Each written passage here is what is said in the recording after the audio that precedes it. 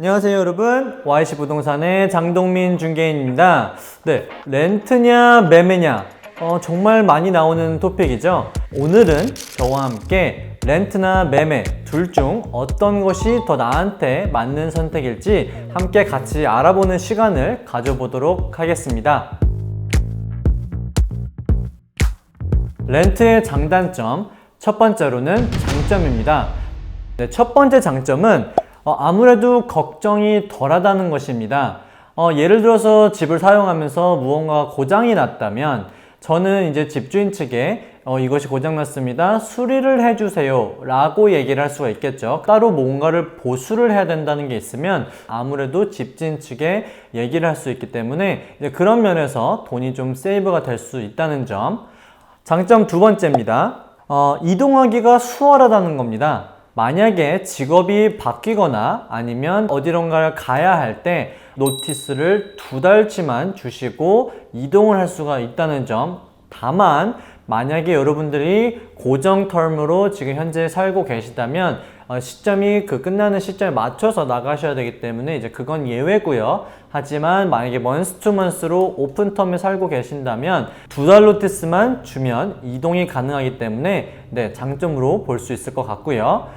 장점 세 번째, 매매보다 좀 더 단순한 절차입니다. 아무래도 매매를 하시게 되면 변호사를 고용해야 된다거나 아니면 모기지를 따로 알아보시면서 여러 가지 해야 될 일들이 굉장히 많잖아요. 렌트의 경우 제 개인적인 서류들만 준비해서 집주인에게 제출을 하고 집주인이 오케이 라고 한다면 바로 거기서 끝나는 것이죠. 그래서 매매보다는 좀 더 단순하고 시간과 돈이 절약될 수 있다는 점이 장점일 것 같습니다. 자, 이번엔 렌트의 단점입니다. 렌트의 단점 첫 번째, 자가가 아니기 때문에 나중에 무언가 고장이 나고 내가 나갈 때 수리를 해줘야 되는 부분이 있을 수도 있기 때문에 아무래도 거주하시면서 조금 더 조심해서 쓰고 신경을 쓰면서 살아야 되기 때문에 아마 그런 부분이 조금 불편하시지 않을까 싶습니다. 렌트의 단점 두 번째입니다. 렌트비로 나가는 돈은 100% 없어지는 돈입니다. 매매를 했을 경우, 내 집일 경우에 먼슬리 몰기지 페이먼트의 일부분이 내 원금을 갚는 데 사용되기 때문에 내가 파는 시점에 따라서 어느 정도의 돈이 강제적으로 세이빙이 되는 효과를 보실 수가 있죠. 하지만 내가 렌트비를 낸다면 그 돈은 없어지기 때문에 절약되는 부분은 없다고 보시면 될 것 같습니다. 네, 단점 세 번째입니다. 내가 이 집에 언제까지 머무를 수 있는지 아무래도 불확실성 때문에 좀 불편하실 수가 있을 것 같아요. 아무래도 내 집이 아니기 때문에 법적으로도 집주인이 이 집을 개인적인 용도로 사용을 한다고 하면 테넌트에게 노티스를 주고 나가라고 할 수가 있습니다. 그래서 아까처럼 오픈 텀을 거주하시고 계신다면 집주인도 마찬가지로 2달만 노티스를 주고 제가 나가야 되는 상황이 생길 수가 있습니다. 매매의 장점 첫 번째, 내 돈 내산. 내가 돈을 주고 구입한 내 집이기 때문에 아무래도 심리적으로 조금 더 평온할 것 같은데요. 렌트를 거주하시게 되면 예를 들어서 못을 박는다든지 아니면 페인트를 새로 칠한다든지 아무리 꾸미고 싶어도 좀 그런 제약들이 있잖아요. 하지만 이 집은 내 집이기 때문에 내가 꾸미고 싶은 대로 할 수 있다는 게 아무래도 큰 장점이지 않을까 싶습니다. 네, 매매의 장점 두 번째는 원금 상환과 그리고 시세 차익을 기대해 볼 수 있다는 것입니다. 네, 캐나다에서는 내가 거주 목적으로 이 집을 살고 있을 경우에는 시세 차익에 대한 세금이 1도 없습니다. 그래서 아무래도 자산 증식이 좀 더 수월할 것 같다는 게 두 번째 장점입니다. 세 번째는 내 상황에 맞추어서 조금 더 다양한 옵션이 있다는 건데요. 예를 들어서 제가 만약에 해외로 좀 오래 출장을 가게 된다고 했을 때 집을 팔기엔 좀 그렇고 한 경우에 내가 이 집을 렌트를 주고 투자 형식으로 킵을 할 수도 있고요. 아니면 이거를 팔아서 좀 더 큰 집이라든지 아니면 이거를 쪼개서 여러 개를 산다든지 그런 장점이 있을 것 같습니다. 매매의 단점 첫 번째, 아무래도 렌트에 비해서 좀 더 복잡한 절차가 이루어질 것 같은데요. 시간과 조금 아무래도 뭐 변호사 비용도 들어갈 수 있기 때문에 그런 점에서는 조금 더 단점이 되지 않을까 싶습니다. 매매의 단점 두 번째. 아무래도 이 포인트는 장점이자 단점이 될 수 있을 것 같은데요. 아무래도 이제 몰기지 페이먼트나 기타 비용들을 더 합하면 한 달에 나가는 돈이 더 커지겠죠. 그래서 아무래도 심리적 부담감이 조금 더 있으실 것 같고요. 하지만 아까 말씀드렸던 장점이 될 것 같은 포인트는 제가 몰기지 페이먼트 중에 일부분의 원금을 상환이 가능하기 때문에 강제적 세이빙이 된다는, 그래서 장점이자 단점이 되는 포인트가 아닌가. 매매 시 단점 세 번째. 프로퍼티 타입에 따라서 아무래도 예상치 못한 비용이 발생할 수도 있을 것 같은데요. 뭐 예를 들어서 콘도에서 물이 샌다거나 아니면 뭐 기타 보수 비용들이 제가 예상치 못하게 좀 생길 수가 있겠죠. 보험 신청해 놓으신 건 까먹지 마시고요.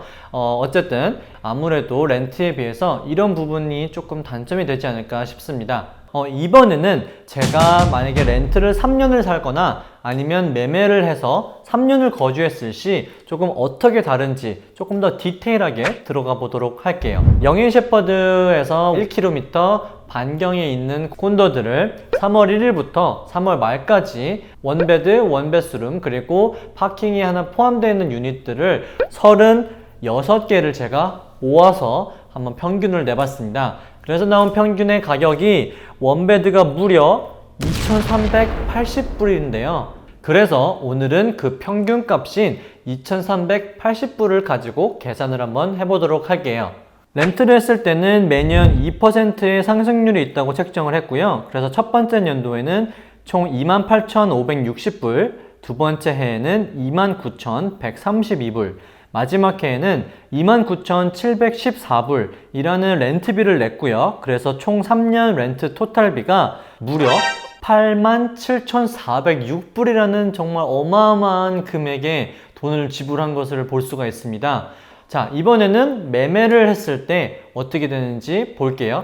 네, 매매의 예시는 제가 콘도를 60만 불 정도에 구매하는 걸로 해봤고요. 온타리오에서 부동산을 구매하시게 되면 취득세를 내시게 되는데요. First Home Buyer의 베네핏을 받아서 약 8,475불, 토론토시 안에서 구매십니다. 그 다음에 Lawyer Fee 약 1,300불, 그 다음에 또 그 외에 어드민 Fee, 인슈런스를 포함해서 약 1,500불 정도로 조금 높게 잡아봤는데요. 그래서 토탈 원타임 익스펜스 피가 약 11,275불 정도로 산정을 해봤고요. 그리고 60만 불 기준으로 콘도 피는 먼슬리 약 450불, 프로퍼티 텍스는 먼슬리 약 208불, 그리고 인슈런스 먼슬리 한 45불, 그리고 몰기지 페이먼트는 약 한 달에 3,081불 정도가 나오는 것을 볼 수가 있습니다. 그래서 이 모든 것을 다 더해봤을 때 토탈 먼슬리 페이먼트가 약 3,784불이 나왔는데요. 이거를 그러면 만약에 제가 3년 정도를 구입을 해서 갖고 있다가 판매를 했을 시에는 총 어떻게 다를까를 비교해 볼게요. 네, 판매 가격은 노스역에서 완공된 지 약 7년 이하의 콘도 5개 중 원베드룸만 제가 약 3년에서 5년간 오른 금액을 평균을 내봤는데요. 약 10.6%가 매년 올랐다고 나왔고요. 그래서 만약에 이제 73만 5천 불에 이것을 판매를 3년 뒤에 했다고 가정시 리얼터 수수료가 약 29,400불 플러스 HST, 그래서 총 33,222불 정도, 그리고 또 로이얼 피 1,300불, 그래서 토탈 익스펜스가 34,522불 정도가 나온 것을 볼 수가 있고요. 아까 말씀드렸듯이 제가 매매를 했을 때는 몰기지에서 일부분이 원금으로 상환이 되기 때문에 제가 처음에 살 때의 몰기지 원금과 조금 금액이 다를 수가 있습니다. 그래서 산정을 해보니까 약 53만 1,362불 정도가 몰기지 3년 뒤에 밸런스로 나왔고요. 그래서 제가 판매한 금액에서 지금 3년 뒤에 남은 몰기지 금액을 빼보니까 약 20만 3,638불 정도 나왔습니다. 당연히 이 금액은 제가 다운페이를 했던 것까지 포함이 되어 있는 금액입니다. 네, 매매의 큰 장점으로는 Principal Residence라고 해서 개인 주거용 목적으로 구매 및 거주를 하였을 경우 양도소득 세금이 없기 때문에 참고하시고요. 네, 그래서 Total Profit이 제가 판매를 한 금액에서 원타임 expense 그리고 이 집을 팔았을 때의 부동산 수수료 그 다음에 또 로열 피 모든 것들을 제거를 했을 때 약 157,841불이라는 돈이 남았습니다. 네, 이 돈은 저한테 순수히 들어오는 돈이라고 보시면 될 것 같고요. 하지만 저희가 빼놓을 수 없는 부분이 있겠죠. 아무래도 매매했을 때 먼슬리 페이먼트가 렌트할 때보다 좀 더 높습니다. 그래서 약 1,400불 정도가 한 달에 차이가 나는 금액이었고요. 그래서 이 1,400불이 순수히 이 돈을 세이브할 수 있다고 가정했을 때 약 54,400불 정도가 내 통장에 약 3년 뒤에 저금이 되어 있더라고요. 그리고 아무래도 이 매매를 했을 때도 내가 다운페이를 냈으니까 그 두 개의 금액을 했을 때 총 순수하게 모았을 때 금액은 11만 불 정도가 통장에 저금이 되어 있다는 것을 볼 수가 있었습니다. 네, 그래서 아까 매매를 했을 때 총 남았던 프로핏에서 제가 렌트를 하면서 세이브를 했던 금액을 비교를 해보니까 약 47,000불 정도가 차이가 났습니다. 그래서 내가 매매를 했을지 아무래도 돈이 조금 더 남았다는 것을 볼 수가 있는데요. 네, 그래서 제가 리얼터로서가 아니라 저도 뭐 콘도를 구매해보고 했던 사람으로서 아무래도 저한테는 매매의 장점이 좀 더 크게 와닿았던 것 같고요. 그래서 제가 추천드리는 거는 아무래도 이제 먼슬리 캐시플로우를 감당을 하실 수가 있다면 롱텀으로 집을 구매하시는 게 좀 더 맞지 않나 라고 생각을 합니다. 그 다음에 제가 조금 꿀팁을 드리자면 전문가들과 상담을 받으시면 좀 좋겠지만 내가 조금 더 개인적으로 알아볼 수 있고 좀 플레이를 해볼 수 있는 그런 툴을 알려드리려고 하는데요. 네, 저희가 그 부동산 중개인들이 쓰는 이제 MLS 시스템의 퍼블릭 버전이 realtor.ca라는 웹사이트가 있는데요. 여기에서 여러분들이 뭐 내가 먼슬리 페이먼트를 얼마나 내야 되는지 그리고 또 내 랜드 트랜스퍼 텍스 취득세가 얼마 정도가 나올지 그리고 마지막으로 또 내 인컴을 갖고 내가 어느 정도의 집을 어포드 할 수 있는지 구매를 할 수 있는지를 좀 자유롭게 플레이 해볼 수 있는 웹사이트거든요. 이 툴을 사용해서 구매를 하시는데 한 발짝 더 다가가실 수 있을 것 같고요. 네, 그리고 마지막으로 아까 전에 제가 계산했던 방법 중에 3년 뒤에 얼마만큼의 내 모기지 밸런스가 남아있냐 이거를 조금 알고 있으면 좋을 것 같아요. 그래서 그 툴을 보면 어몰타이제이션 스케줄이라는 게 있는데요. 어몰타이제이션 스케줄이라는 것은 내가 갚아야 할 총 상환 기간에서 이제 그래프로 이제 표현이 되어 있습니다. 그래서 아무래도 이 툴을 사용해서 찾아보시면 좋을 것 같습니다.